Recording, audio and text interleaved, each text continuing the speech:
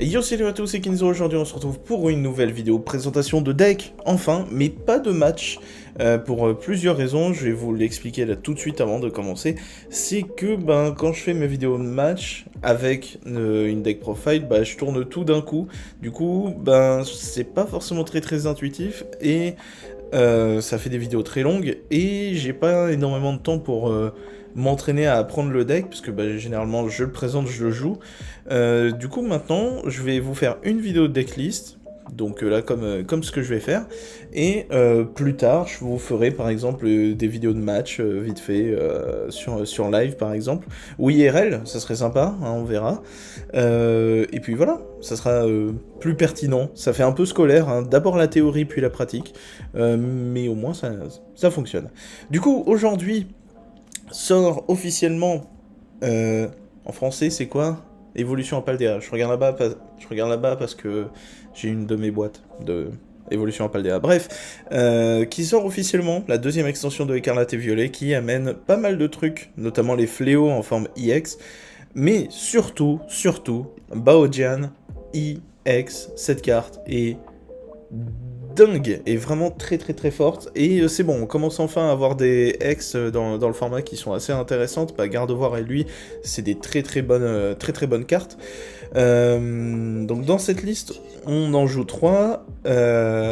Son talent, tant qu'il est sur quand il est sur le poste actif, une fois par tour, vous pouvez prendre 2 énergies eau de base de votre deck et les prendre à la main. Donc voilà, c'est comme Grand Saut, sauf qu'il faut qu'il soit sur le poste actif pour le faire. Et c'est un talent qui prend potentiellement Sentier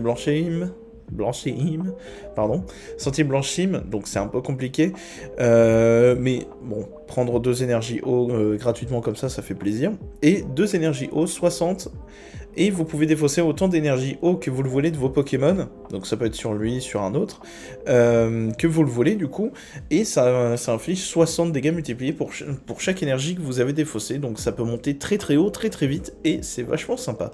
Donc voilà, 220... type eau, mais faible acier, étant donné que c'est un Pokémon de type glace dans le jeu vidéo, donc voilà.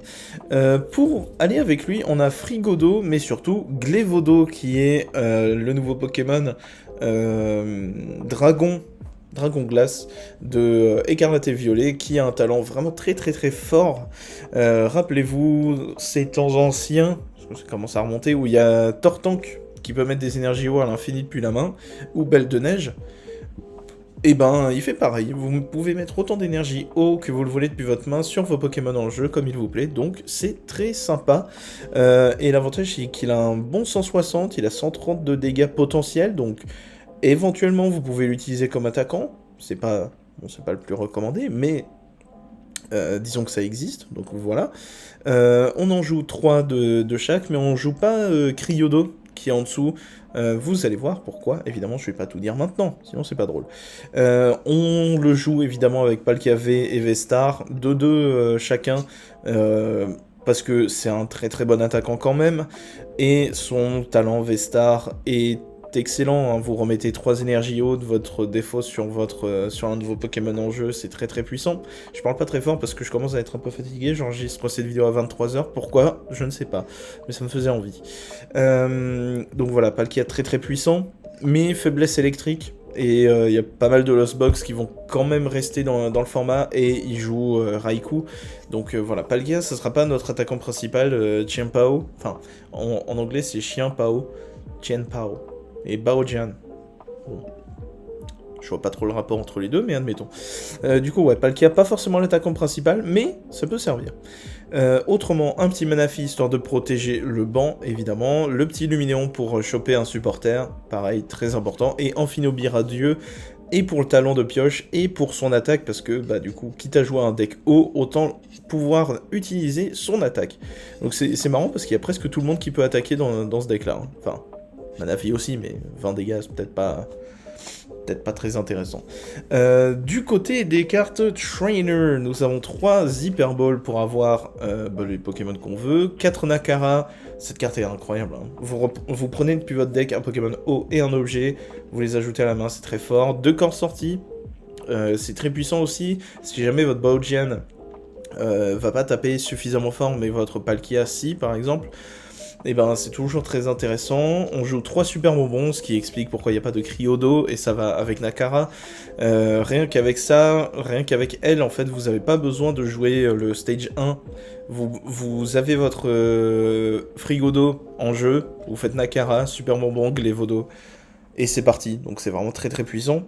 Parfum inhibiteur, ça peut servir notamment à faire boss parfum inhibiteur sur Manafi, et Amphinobi pourra taper et le Manafi et le banc, donc c'est très intéressant. Autrement, c'est pas rangé sur TCG Live, c'est vraiment nul. Deux skateparks, mais une Lost City. Alors, c'est pas déconnant d'inverser les deux, genre jouer deux Lost City pour un skatepark. Moi, j'aime bien le skatepark, déjà parce que c'est pas une carte qu'on voit souvent, donc déjà ça c'est drôle. Mais aussi, bah voilà, ça permet d'éviter de perdre les énergies pour pas grand chose, donc voilà, c'est intéressant. Mais c'est une bonne idée d'inverser les deux. Moi, c'est personnellement, voilà, 2-1 sur les stades. Une mass ball parce qu'on a quelques one-off et on a que 2 Palkia, donc c'est un peu dommage. Donc voilà, et puis ça permet de savoir nos récompenses, c'est très, très pratique. 4 Battle VIP Pass, cette carte est très forte, et vous avez quand même besoin d'un certain nombre de Pokémon en jeu pour faire des belles choses, et pour que Palkia tape suffisamment fort aussi. Voilà, ensuite il y a 2 machines. Cette carte est très très très puissante. Machine, c'est un nouveau supporter de cette extension. Chaque joueur mélange sa main, la met en dessous du deck, et chaque joueur va piocher une carte pour chaque carte récompense qu'il a pris. Enfin, qu'il a, tout simplement, qui lui reste. C'est ça les mots, c'est ça le français. Du coup, la carte est très très très puissante, elle va être extrêmement jouée, elle l'est déjà de toute façon. Ben voilà, c'est excellent, faut en profiter. À ça, on rajoute 2 ordres du boss, et c'est tout niveau supporter, on n'a pas besoin de plus, sincèrement, les objets font vraiment le taf, Nakara fait le taf, évidemment. 3 récupérations d'énergie supérieure, défaussez 2 cartes et reprenez jusqu'à 4 énergie de base de votre pile de défausse. Donc voilà, c'est plutôt logique. Votre Amphinobi et votre Baojian vont défausser les énergies. Vous allez les remettre grâce à Palkia et grâce à cette carte. Le nom est trop long. Donc voilà, ça marche bien, c'est très fort. On a aussi une Mega Canne. Donc pareil, ça aussi c'est un nouvel apport de évolution à Paldea. Mélangez dans votre deck une combinaison d'un maximum de 3 Pokémon et énergie de base de votre pile de défausse dans le deck, donc c'est vachement fort, puisque vous allez pouvoir recycler 3 Poké, 3 énergies, un mélange, bref, c'est vachement sympa, ça fait un petit peu de recovery, et voilà, c'est un peu... Disons que c'est un petit peu plus intéressant que Canne Ordinaire quand elle existait, parce que ben des fois avec Canne Ordinaire, bah certes tu pouvais faire les deux, mais ça valait pas le coup de remettre... Enfin, on avait besoin par exemple de mettre 3 Pokémon, on pouvait en mettre que 2. Là, Mega Canne, ça donne un petit côté un peu plus versatile, un petit peu plus... comment dire avec plus de possibilités, donc c'est vachement intéressant. On a un aspirateur perdu, voilà, parce que le deck se fait déglinguer sous Sentier Blanchime, donc si on peut le virer, c'est pas mal, sachant que bah, y a Nakara pour aller le récupérer. On a la Faible Ball, simple mais efficace, voilà, ça permet de mettre un base sans avoir à le défausser éventuellement avec Hyper Ball.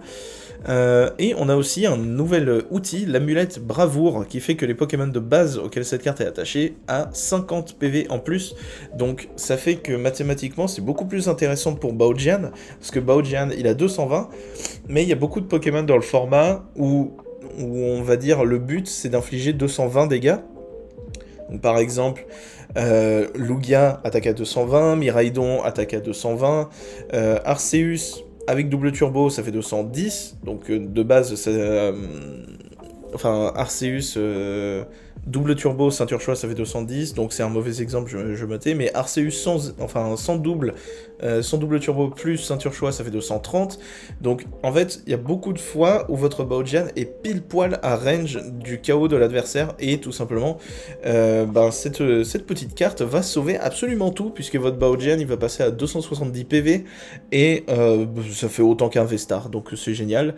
Du coup on en joue 2, et rien que le plus 50 de PV me fait douter sur le fait de pouvoir potentiellement prendre, enfin de jouer Pepper dans le deck, ce qui serait pas déconnant, ça mérite d'être testé, mais là disons que c'est une decklist vraiment early, l'extension vient de sortir, donc voilà, c'est un premier jet, faites-en ce que vous voulez, dites-moi si la decklist est nulle à chier, je me ferai un plaisir donc de pleurer et de me remettre un peu en question, mais voilà, au moins ça vous donne une base d'idées, évidemment, ne m'insultez pas dans les commentaires, s'il vous plaît, juste voilà, c'est pour vous donner une idée, du gameplay aussi, des decklists, voilà, ça donne une base, et on n'a pas parlé des énergies, mais 10 énergies haut, voilà, il n'y a pas grand chose à dire du côté des énergies, hein. C'est pas comme Lugia où je vais passer un quart d'heure à vous dire pourquoi telle ou telle énergie spéciale. Là alors il y a 10 hauts, parce que c'est un deck haut, voilà. Du coup voilà pour ce qui est de cette vidéo, je vous ai juste présenté le deck.